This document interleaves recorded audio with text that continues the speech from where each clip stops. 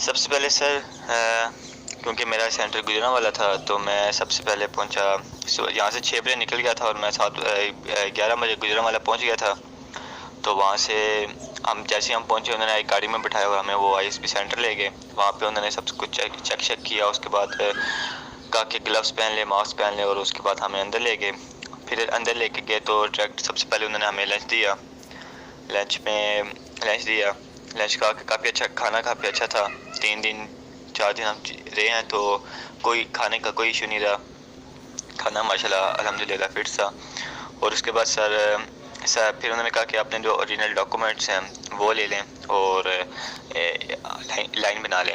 Wait करने के बाद 1 घंटा वेट किया। उसके बाद हमने लाइन बना ली और जो फ्रेशर थे उनको अलग कर दिया और जो रिपीटर थे उनको अलग कर दिया। क्योंकि मैं फ्रेश था, क्योंकि मैंने उससे पहले आईएसपी दिया नहीं था, तो हमने एक अलग लाइन बना ली। तो उसके बाद हमें वो एक जोर हॉल में ले गए। वहाँ पर हमें एज अ चेस्ट वाइज हमें बिठा दिया। तो उसके बाद हम वहाँ पे बैठे और इंतज़ार किया। काफ़ी इंतज़ार करने के बाद वो फिर एक सर आए। उन्होंने कहा कि अच्छा सारे बच्चे 105 रुपये जो है ना 110 रुपये सॉरी वो निकाल के रख लें। तो उसके बाद हमने 105 रुपये 110 रुपये निकाल के रख लिए और उनको दे दिए। उसके बाद हमें चेस्ट नंबर अलॉट हुए। तो पहले दिन sir as usual form filling होती है। 4 फॉर्म थे, 2 ए फॉर्म थे, 2 बी फॉर्म थे। आई थिंक वो डिप्टी और जीटीओ के फॉर्म होंगे। कुछ खास नहीं थे, बस वही फैमिली बैकग्राउंड और फैमिली बायोडाटा और वो आपका जो बायोडाटा वही फिल कराना था। और उसमें दोनों फॉर्म एक चीज़ थी कि अपने है ना जो अपने जो दोस्त हैं उसकी 3 खूबियाँ बयान करें 3 लफ्ज़ों में। तो मैंने उसमें लिखी थी कि लॉयल है, टाइम पर काम करता है और दूसरों को साथ लेकर चलता है, मतलब कि कोऑपरेटिव है। तो 3 खूबियाँ थी ये मैंने लिख थी। और उसके बाद कोई ऐसा नहीं था जो हो सके, एज यूजुअल आम ही फॉर्म थे।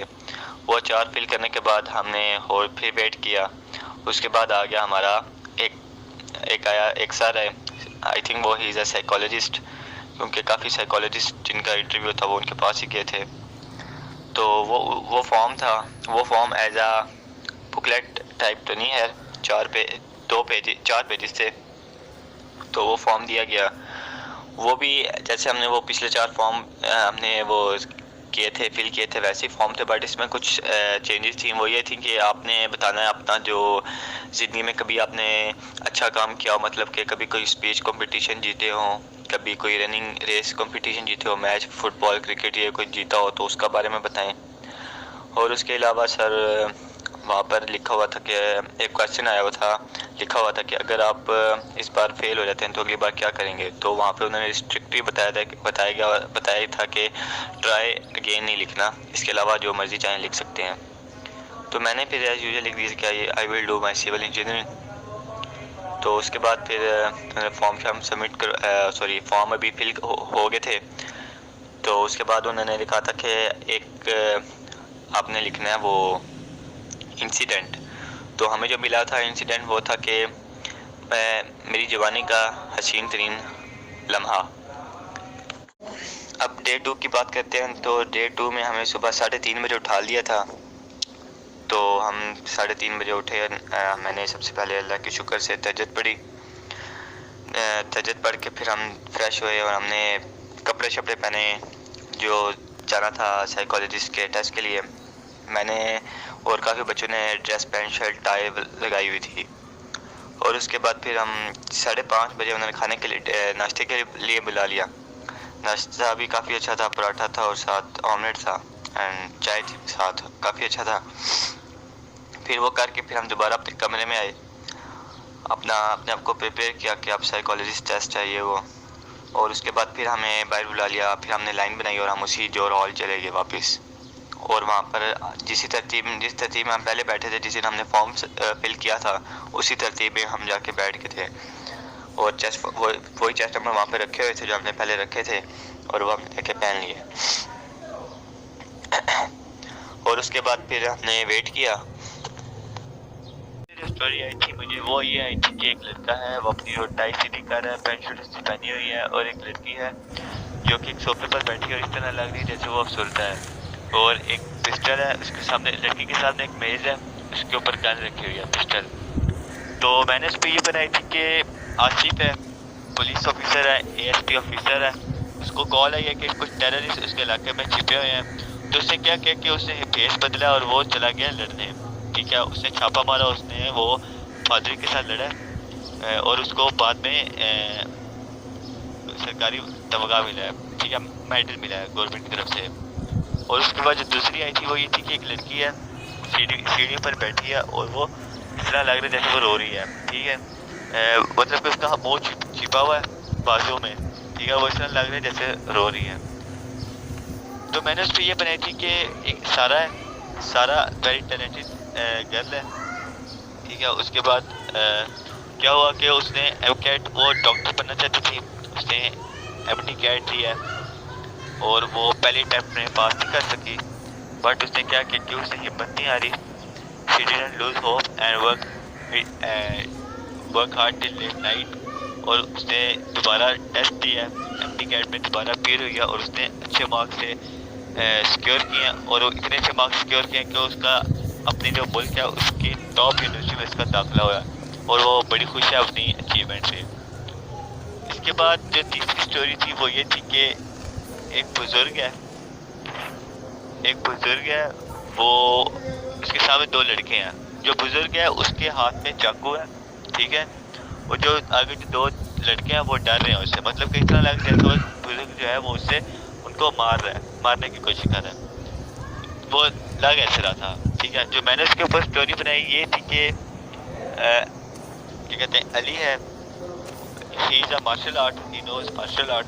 वो क्या कर रहा है कि वो लोगों को, वो जो बच्चे उसके पास आते हैं, उसने अकेडमी बनाई है। ठीक है, उसने उसके पास बच्चे आते हैं और वो बच्चों को सोशल अवेयरनेस के बारे में सिखा रहा है कि अपने आप को प्रोटेक्ट कैसे किया जाता है, बैड टच क्या है, गुड टच क्या है। मैंने इसके बारे में ये स्टोरी बनाई थी। और 3 होगी। चौथी जो स्टोरी थी, चौथी स्टोरी का मुझे भी कुछ याद नहीं आ रहा कि कौन सी थी, बट जैसे ही आएगा तो मैं आपको अगर मुझे याद आई तो मैं आपको बताऊंगा। उसके बाद आ जाती हैं कि पॉइंटर स्टोरीज। पॉइंटर स्टोरी में ये था कि आया हुआ था कि species put him on track और आगे कंप्लीट करनी थी। तो मैंने सिंपली ये लिखा था कि species put him on track so he work hard, more hard. Ali था, बहुत हार्ड वर्कर था, उसको क्या था कि उसको आर्मी का बहुत शौक था। सॉरी, मैं GDP का था तो मैंने GDP का लिखा था कि उसको GDP का बहुत शौक था। तो उसने क्या किया कि उसने फ्लाइंग कलर्स में FSC पास की और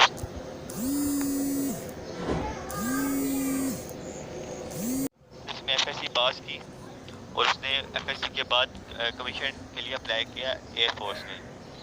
तो उसने दिन रात मेहनत की अपने मकसद को हासिल करने के लिए और वो आखिरकार रिकमेंड हो गया अपनी अच्छी कारकर्दगी की वजह से। और वो PF अकेडमी साल पूरे लगा और बड़ा खुश था और उसके वालिदैन बड़े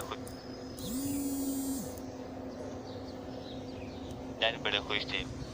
बस दैट्स ऑल मैंने एक ये बनाई थी। और इसके बाद जो दूसरी आई थी वो ये थी कि in a dark stormy night she. तो उस पर मैंने ये बनाई थी कि वो डॉक्टर थी, अपने घर वापस जा रही थी। तो क्या हुआ, वो बस स्टॉप पे उसको कॉल आई कि एक एमरजेंसी आन पड़ी है, तो वो आप दोबारा जल्दी से वापस आए हॉस्पिटल। तो वापस जा ही रही थी कि उसका भाई उसको नज़र आ गया। उसने अपने भाई को बताया कि इमरजेंसी उसने हॉस्पिटल जाए। तो उसके भाई ने फ़ौरन उसको लिया और वो हॉस्पिटल उसको ड्रॉप किया। तो क्या हुआ कि वो हॉस्पिटल गई, हॉस्पिटल जाकर उसने देखा कि एक प्रेग्नेंट औरत है। ठीक है, क्रिटिकल कंडीशन है। तो उसने जल्दी से उसका ट्रीटमेंट किया और उसने एक हेल्दी बेबी को बॉर्न किया उस पेशेंट ने। और सारे बंदों ने उसकी जो डॉक्टर है उसकी कारकर्दगी पर उसे सराहा है, उसे क्या कहते हैं, उसकी वो खुशी में खुश हुए हैं, मतलब कि उसको मोटिवेट और बाकअप किया कि आपने अच्छा काम किया।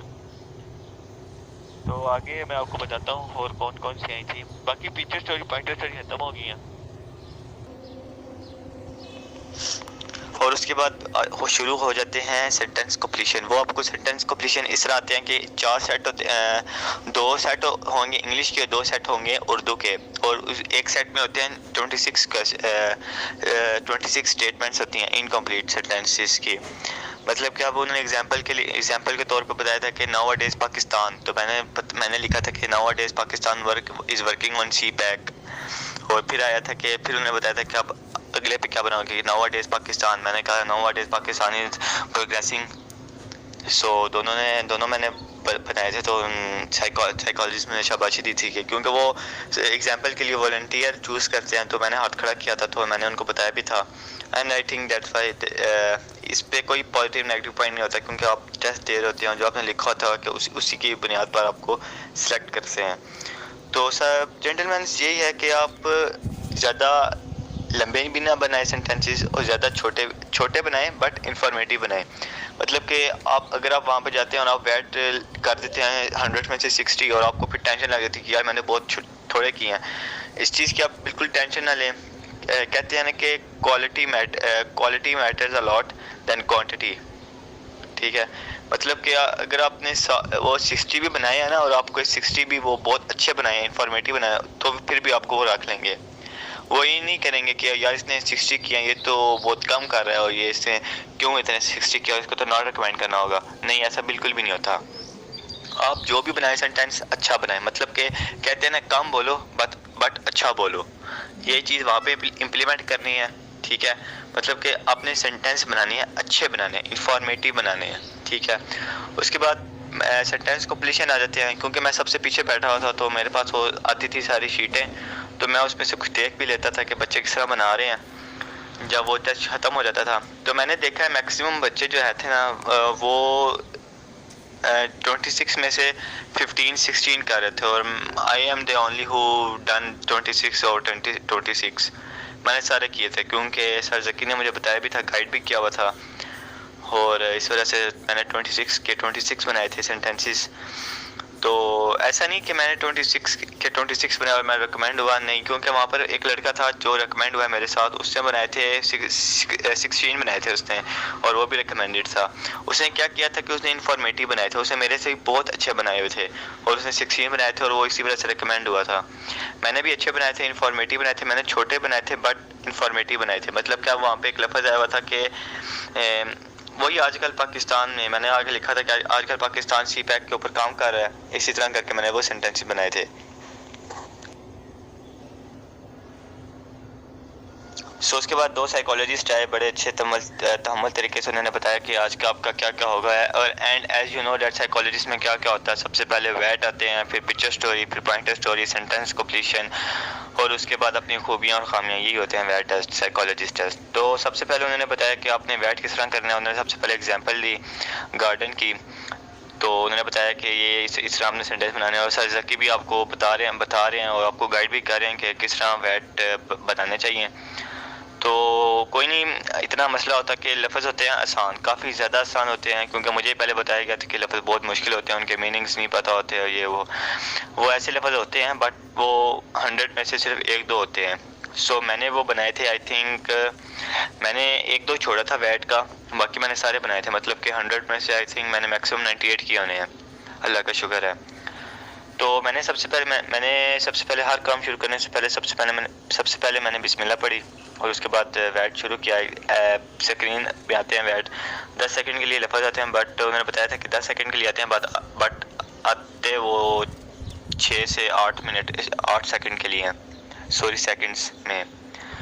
तो जैसे वर्ड आ जाते हैं वहाँ पे मुझे काफ़ी वर्ड आई थिंक याद आ रहे हैं कि वर्क हो गया, उसके बाद एबल हो गया, उसके बाद ब्लड हो गया, उसके बाद ब्लड एक्सेस, उसके बाद लिफ्ट, उसके बाद वुड, और उसके बाद किल, डेथ, वाउंड, और उसके बाद आ जाते हैं लीड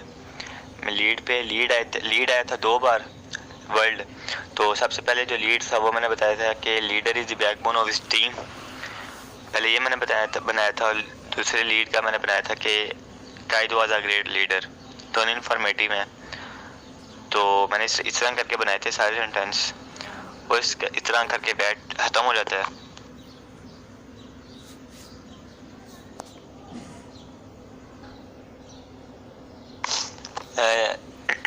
था कि मेरी जवानी का हसीन 3 लम्हा, तो उसमें मुझे क्योंकि सर जकी ने भी बताया हुआ था, और तो मैंने वो लिखा था कि क्योंकि मैंने जीता भी हुआ था, मुझे फ़ोटोग्राफ़ी का बड़ा शौक़ था। मैंने उसमें हॉबी भी, हाँ हॉबीज़ भी आपने लिखनी होती हैं, हॉबीज़ लिखनी होती हैं 2, ठीक है। मैंने लिखी थी हॉबी क्या कहते हैं, गार्डनिंग और फोटोग्राफ़ी, क्योंकि हॉबी करता भी था, क्योंकि because I am a farmer also, so इस वजह से मुझे कुछ पता भी था फार्मिंग का, और मैं गार्डनिंग भी करता था। तो इस वजह से मैंने हॉबी लिखी फ़ोटोग्राफ़ी और गार्डनिंग। हॉबी आप काइंडली वही लिखें जो आप करते हैं, क्योंकि वहाँ पर, क्योंकि मैं भी रह चुका आइस भी देकर आए, तो साइकोलॉजिस्ट काफ़ी बच्चों को यहाँ से पकड़ लेता था कि आपकी हॉबी ये लिखी हुई है और आपको हॉबी के बारे में पता भी नहीं। वो कुछ 1-2 लड़कों की उसने विजिट भी की थी। तो मैं आपको ये बताऊंगा कि हॉबी जब भी आप लिखें, हॉबी हमेशा वही लिखें जो आप करते हैं हॉबी, बिकॉज मैं क्योंकि वो हॉबी दोनों कर रहा था, इस वजह से मैंने वो दोनों हॉबीज़ लिखी थी। उसके बाद फिर फॉर्म्स, हाँ मैंने वो जो आपको बता रहा था कि हसीन जवानी का हसीन दिन लम्हा, तो वो मैंने अपनी फ़ोटोग्राफ़ी लिखी थी कि मैं कॉलेज में था, तो मैंने अपनी फ़ोटोग्राफ़ी रिप्रेजेंट की थी पेंटिंग करके। तो मुझे अव्वल प्राइज़ मिला था चेयरमैन की तरफ से, और वो मैं बड़ा खुश था, और वालिदैन को आके बताया था, और वो डेट्स ऑल। तो उसके बाद फिर हो गया, फॉर्म सबमिट हो गया। उसके बाद उन्होंने कहा कि अच्छा आप ये जो चेस्ट नंबर जो हमने पहने हुए थे वो आप साइड पे रख दें टेबल के, और लाइन बनाकर बाहर चले जाएं। हम लाइन बनाकर बाहर चले गए। आगे बाहर जाके फिर हमने लाइनें बनाई, और हमें फिर रूम अलॉट हुए। रूम अलॉट होने के बाद हम रूम में गए, अपना सामान देखा शेखा, चेक किया, और सामान तरतीब से रखा अलमारियों में, कबर्ड्स में। रूम अच्छा था काफ़ी। एक रूम में 12 बंदे थे और काफ़ी अच्छा रूम था। उसके बाद फिर हम डिनर को चले गए, डिनर करने चले गए। डिनर भी काफ़ी अच्छा था। डिनर करके हम वापस आए, तो दोबारा वापस आए, फ्रेश हुए, और फिर सिटी बजी, तो हम बाहर गए, लाइन बनाई। तो उन्होंने इस पर सुबह का शेड्यूल बताया कि सुबह आपका क्या क्या होगा। तो उन्होंने बताया कि सुबह आपके सारे साइकोलॉजिस्ट टेस्ट होंगे, और 11 बजे आपको फ्री कर दिया जाएगा, और कुछ बच्चों के डिप्टी के इंटरव्यू होंगे, डेट्स ऑल। और उस तरह फिर हमारा डे 1 जो कि अराइवल डे होता है वो ख़त्म हो गया। इसके बाद पिक्चर स्टोरीज, पॉइंटर स्टोरीज ख़त्म हो गई। इस तरह हमारे वेट जो सेंटेंसेस होते हैं, वो वेट साइकोलॉजिस्ट टेस्ट होते हैं, वो ख़त्म हो जाते हैं। और इसके बाद हमने उन्हें फ्री कर दिया था, और बताया था कि जिनकी डिप्टी के इंटरव्यू होने हैं वो डिप्टी के इंटरव्यू देंगे। तो हम बाहर आए, उन्होंने दोबारा से हमें लाइनें बनवाई, रूम के लिहाज से, जो रूम था उसके लिहाज से लाइनें बनवाई। तो जिनका डिप्टी का इंटरव्यू था वो उसके लिए चले गए, और मेरा नहीं था, तो मैं फिर फ्री था पूरा दिन। अब फिर कमरे में रहे, और बाकी सब जो डे 2 था वो ख़त्म हो गया। तो उसके बाद क्या हुआ कि अगला दिन शुरू होता है। रात को दोबारा डिनर जब कर लिया था, हमें दोबारा उन्होंने बताया कि आपका सुबह का क्या क्या काम होगा। सुबह का ये काम था कि सुबह आपका क्या होगा, जिनका डिप्टी का इंटरव्यू नहीं हुआ उनका डिप्टी का इंटरव्यू होगा सुबह 7 बजे, और उसके बाद 12 बजे GTOs आएंगे, और वो ग्रुप बनाएंगे और अपने साथ ले जाएंगे बच्चों को। सॉरी, सुबह 10 बजे GTOs आएंगे। तो क्या हुआ उसमें, फिर हम अगले सुबह उठाया गया, 3:30 बजे उठाया उन्होंने, नाश्ता किया। उसके बाद हमने कपड़े शपड़े बदले। हाँ जी, जब ये डिप्टी का साइकोलॉजिस्ट का इंटरव्यू हो तो कपड़े अच्छे पहन के जाइएगा। मैंने ड्रेस पैंट शर्ट पहनी थी, ठीक है। मतलब कि पैंट शर्ट का कॉन्ट्रास्ट ऐसा होना चाहिए कि डार्क कलर की पैंट हो, लाइट कलर की शर्ट हो, ठीक है, और टाई अच्छी सी लगी होनी चाहिए। तो डिप्टी का इंटरव्यू था, तो सबसे पहले उन्होंने हमें कमरे में ले गए, डिप्टी जहाँ पे डिप्टी प्रेसिडेंट जहाँ पे बैठते हैं, वहाँ पर एक वेटिंग हॉल था, वहाँ पर हमें बिठाया गया। तो सबसे पहले उनका इस तरह से उन्होंने बच्चे बुलाए और हमारे डिप्टी के इंटरव्यू शुरू हुए। सबसे पहले मैं कमरे में एंटर हुआ, तो सबसे पहले मैंने उनको सलाम किया। तो पहले सबसे पहले दरवाज़ा नॉक किया, मैंने उनसे परमिशन ली कि मैं आ सकता हूँ। तो उन्होंने जैसे उन्होंने कहा ठीक है बेटा आप आएँ।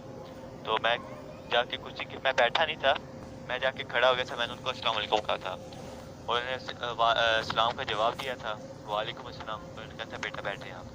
मैं बैठा। तो उसके बाद फिर उन्होंने सबसे पहले पूछा कि इंट्रोड्यूस योरसेल्फ। मैंने अपना इंट्रोडक्शन बताया। फिर इन्होंने कहा कि वालिद क्या काम करते हैं, मैंने वालिद का बताया।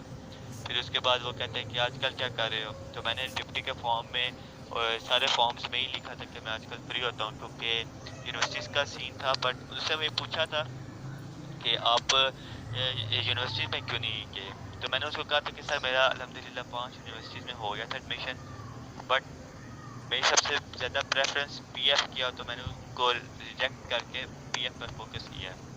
तो बड़ा इस बात पर हैरान हुआ था। तो उसने पूछा था अच्छा कौन सी 5 में से कोई 3 यूनिवर्सिटीज़ का नाम बताएं जिस पे आपका एडमिशन हुआ है। तो मैंने उसका नाम बताया कि मैंने कहा सर नेक्स्ट है ब्यास है और जीकी में मेरा एडमिशन हो गया। तो इस बात पर वो बड़ा हैरान हुआ था, मुझे ना इस हैरानगी की नज़र से देख रहा था कि वाकई। मैंने कहा यस सर। कहते हैं तो यार आपके लिए पास वो बेटर ऑप्शन था। मैं कहा नहीं सर मेरे लिए वो बेटर ऑप्शन नहीं था, मेरे लिए बेटर ऑप्शन यही है। तो वो इस बात पे आई थिंक वो क्योंकि उसकी उनकी ना शक्ल एक्सप्रेशन ऐसे लग रहे थे जैसे वो हैरान है। तो आगे बस डिप्टी का आसान सा इंटरव्यू था, मतलब कि अब जिससे मैंने सुना हुआ था मे भी होता हो, बट उसने मेरे से ऐसे सवाल नहीं किए। अब उसने ये सवाल किया था मेरे से सेक्सुअल डिज़ायर कैसे पूरी करते हैं। तो मैंने उसको सिंपल बता दिया था कि सर वीडियोस देख के। तो उसने कहा था अच्छा आप अभी भी देखते हो। मैंने कहा नो सर आप नहीं। कहता वो क्यों। मैंने कहा सर अब तौबा कर लिया, पता लग गया कि जैसे बड़ा हुआ हूँ पता लग गया कि ये एक बुरी चीज़ है, एक आंखों का जिना है, तो इस वजह से सर अल्हम्दुलिल्लाह आज तक नहीं देखी उसके बाद। तो कहते हैं ठीक है। बस एक यही सवाल पूछा था उन्होंने, और सिचुएशनल क्वेश्चन उनसे मेरे से एक भी नहीं पूछा था। बाकी वो एक मैथमेटिक क्वेश्चन पूछे थे 2, कि उसने पूछा सबसे पहले मैथमेटिक में पूछा था कि 2/3 बड़ा होता है या 3/4 बड़ा होता है। और उसके बाद उसने मेरे से पूछा था कि बाइक कितनी स्पीड तक लेके जाते हो। तो मैंने कहा था कि सर 80 तक चला जाता है। तो उसने कहा था कि अगर 80 पर आप बाइक चला तो 60 मिनट में कितना करेगा।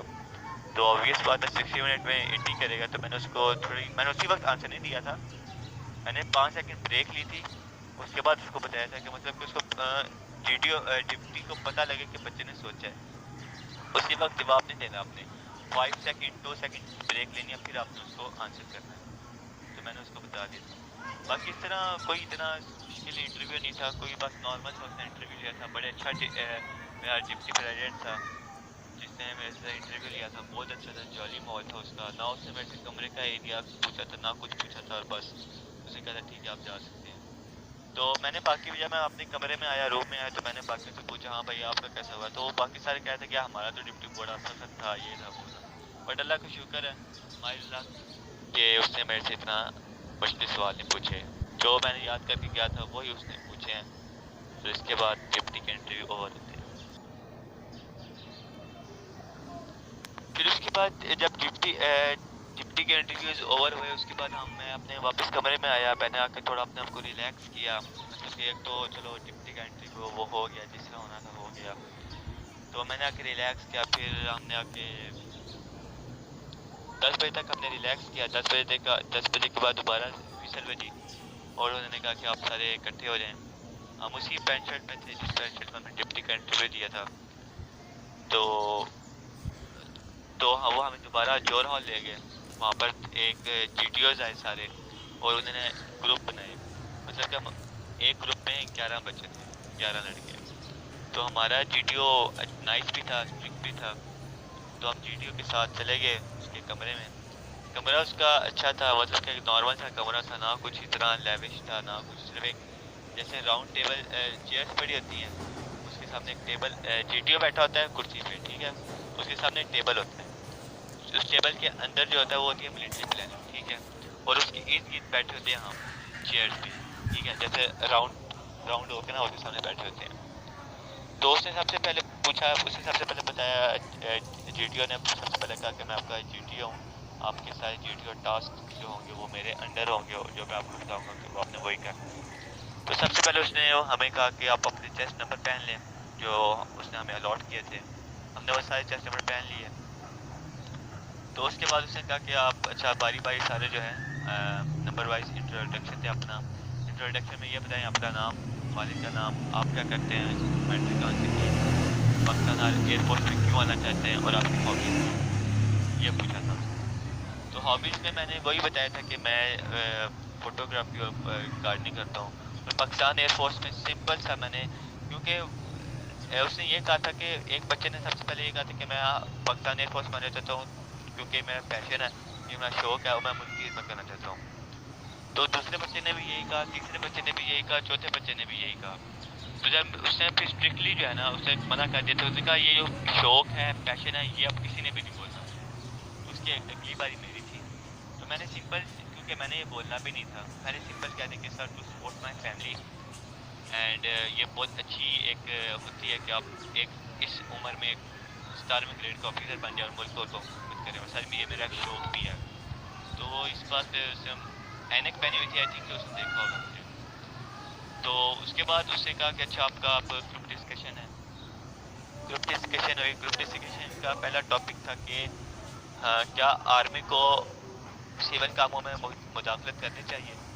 तो इस पे हमारे पास कोई वैलिड पॉइंट भी नहीं थे, तो हमने एक दो बात की थी, बट उसको जीटीओ को पता लग गया था कि ये इतने पानी में है कि ये नहीं बोल सकती। तो उसने एक टॉपिक चेंज कर लिया, तो उसने दोबारा टॉपिक दिया कि करप्शन के बारे में हम बोलें। तो मैंने इनिशिएटिव लिया, मैंने सबसे पहले करप्शन इंग्लिश में था, कोई उर्दू में नहीं था, बहुत स्ट्रिक्ट था। वो कह रहा था कि आपने बोलना ही इंग्लिश में, जिस तरह की इंग्लिश आती है बोलनी है आपने, टूटी फूटी इंग्लिश आती है, टूटी फूटी सुना रहे हैं, ठीक है।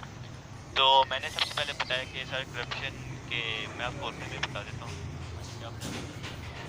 करप्शन में मैंने ये बताया कि सर करप्शन मुल्क में इस वजह से हो रही है क्योंकि जो हमारे जो पुलिस एहलकार हैं, जो हमारा जो निचला तबका है, वो इसलिए करप्शन करता है क्योंकि उनको फैसिलिटीज़ नहीं मिलती, ना उनकी ना इतनी अच्छी होती है, ना वो उनको फैसिलिटीज़ देते हैं कि वो अपनी ज़िंदगी आराम से गुजार सकें। तो मैंने उसकी एग्जांपल दी कि सर जो हमारा मुल्क हमसाया मुल्क चाइना है, उसमें करप्शन क्यों नहीं है। उसमें करप्शन इसलिए नहीं है कि वहाँ पर जो निचला तबका है उसको अच्छी फैसिलिटीज़ दी जा रही हैं, मेडिकल फैसिलिटीज़ उनको बहुत अच्छी दी जा रही है। उस तरह तक करके वो मैंने उनको बताया था। तो वो 2 मिनट में मैंने बोला था, मैंने अच्छा बोला था, मतलब कि थोड़ा बोलो बट वजनी बोलो, वजनी से मुराद के इंफॉर्मेटिव बोलो। मैंने तो इस तरह एग्जांपल्स दी थी। मैंने ये भी बताया था कि पाकिस्तान आजकल दुनिया के टॉप जो 10 करप्ट ममालिक में भी है। तो उसके बाद मैंने उनको ये बताया था, ठीक है। हाँ, एक और बात मुझे याद आई, जो डिप्टी के इंटरव्यू में, सॉरी मुझे ये बात अब याद आई है, पहले बतानी चाहिए थी। डिप्टी के इंटरव्यू में उसने सबसे पहले, डिप्टी ने मुझे तो पूछा था कि FATF क्या है। मैंने उसको बताया था कि टास्क फोर्स है इंटरनेशनल, इसकी 2 लिस्ट होती हैं, एक ब्लैक लिस्ट होती है, एक ग्रे लिस्ट होती है। तो उसके बारे में मैंने उसको सारी इन्फॉर्मेशन बताई थी। मैंने पता था ये शायद सवाल हो, क्योंकि वो उस वक्त करंट चल रहा था उस वक्त, जो क्योंकि पाकिस्तान को फरवरी में उन्होंने ब्लैक ग्रे लिस्ट निकाल देना था, तो इसके बारे में उसने पूछा था। तो GTO का अच्छा साथ गुजरा था। तो ग्रुप डिस्कशन हुई। लेक्चरेट में ये हुआ कि लेक्चरेट में वो किसी को भी ज़्यादा नहीं बोलने दे रहा था, मतलब कि मैक्सिमम वो 40 सेकंड दे रहा था हर बच्चे को।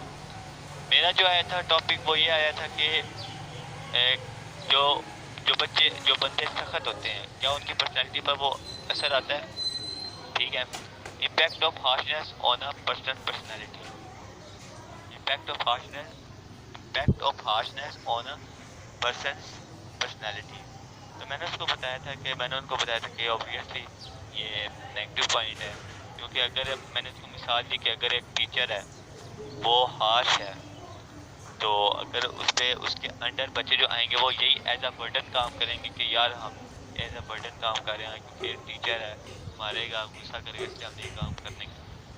और इसकी जगह अगर कोई अच्छा टीचर है जो प्यार मोहब्बत करने वाला हो, उसका बच्चे प्यार से काम भी करते हैं और वो समझ के काम करते हैं। और उसकी वो होती है एक बच्चे हर वर्ग के अंदर होती है कि अगर कोई प्यार से बात करे तो उसके अंदर आ जाती है कि यार बंदा प्यार से कह रहा है तो इसका काम करना चाहिए। तो मैंने उसको ये इस तरह करके एग्जाम्पल दी थी और उसके पास क्या था, ठीक है आप आ जाए, पॉइंट मैंने अपना क्लियर कर दिया था।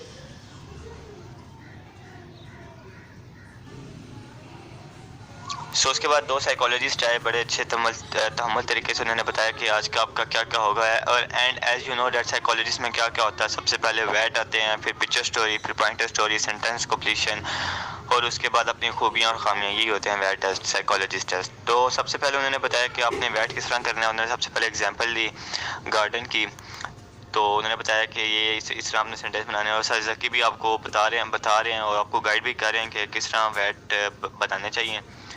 तो कोई नहीं, इतना मसला होता कि लफ्ज़ होते हैं आसान, काफ़ी ज़्यादा आसान होते हैं, क्योंकि मुझे पहले बताया गया था कि लफ्ज़ बहुत मुश्किल होते हैं, उनके मीनिंग्स नहीं पता होते और ये वो। अगले दिन थे ऑब्स्टिकल्स, जो फोर्थ डे था, जो हमारा डिपार्चर डे था। वो सुबह 7 बजे, सुबह 3:30 बजे उन्होंने उठाया और एज यूजुअल हम तैयार शार हुए, किट शिट पहने और हम नाश्ते के लिए चले गए। नाश्ते के बाद हम हॉल में गए।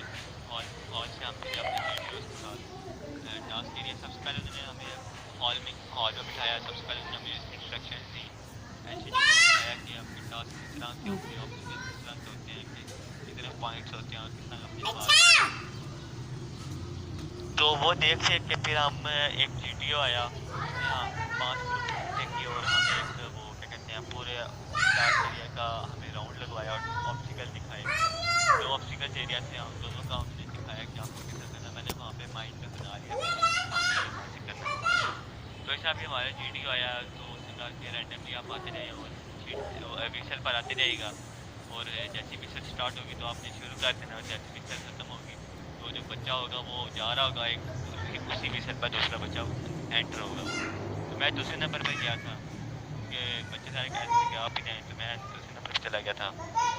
दूसरे नंबर पर जाके सबसे पहले जैसे विसल बजी, मैंने सबसे पहले किया वो हैंगिंग ब्रिज किया। उसके बाद मैंने वो क्या किया, डिच क्रॉस की। उसके बाद मैंने वो रोप क्लाइंब की।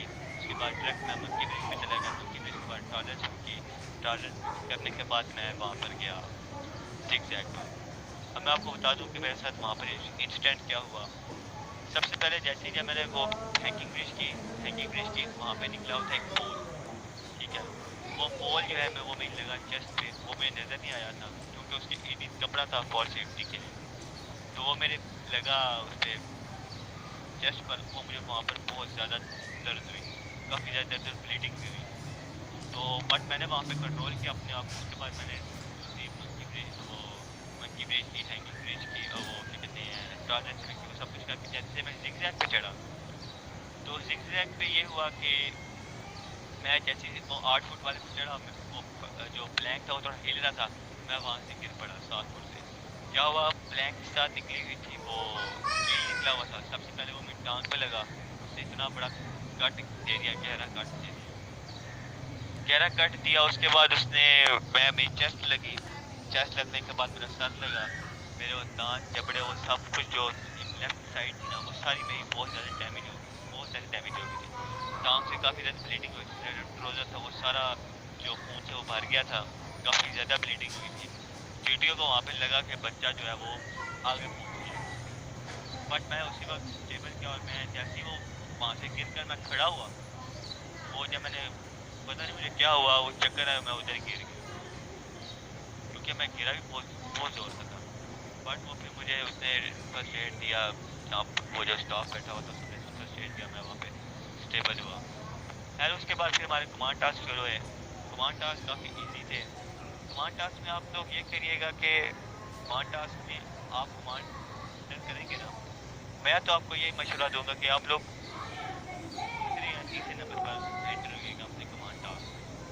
मतलब कि पहले एक बच्चे को आप अंदर ले जाइएगा, उसके बाद अगर आपको लगता है कि एक और बंदा जा सकता है तो तब उसे भेजिएगा, वरना आप पूछ जाइएगा। क्योंकि आप कमांडर हैं और आपने कमांड करना है, और आपने आगे रह के कमांड करना है, बॉस नहीं बनना। मैं आपको पहले बता रहा हूँ, बॉस नहीं बनना, कमांडर बनना है, लीडर बनना है। तो मेरे टास्क में ये था कि मेरा टास्क थोड़ा मुश्किल था उसने दिया। वो ये था कि साथ एक ना, पहले तो प्लैंक मैंने आसानी से रख लिए थे, आगे एक डिच थी उसके अंदर रखना था एक ना बॉक्स था। वो बॉक्स इस तरह रखना था कि वो प्लैंक के ऊपर बंदा लेट के तब ही रख सकता था, वैसे नहीं रख सकता था। साथ उसके टायर था वो भी हिल रहा था काफ़ी ज़्यादा, और अगर वो होते ना खड़े होकर रखते तो वो बच्चे ने गिरना था, बहुत ज़ोर का गिरना था, जो भी होता वहाँ। तो मैंने पहले चेस्ट नंबर से पूछा, मैंने कहा हाँ भाई आप कर सकते हैं? कहते हैं सर मुझे डिफिकल्ट लग रहा है।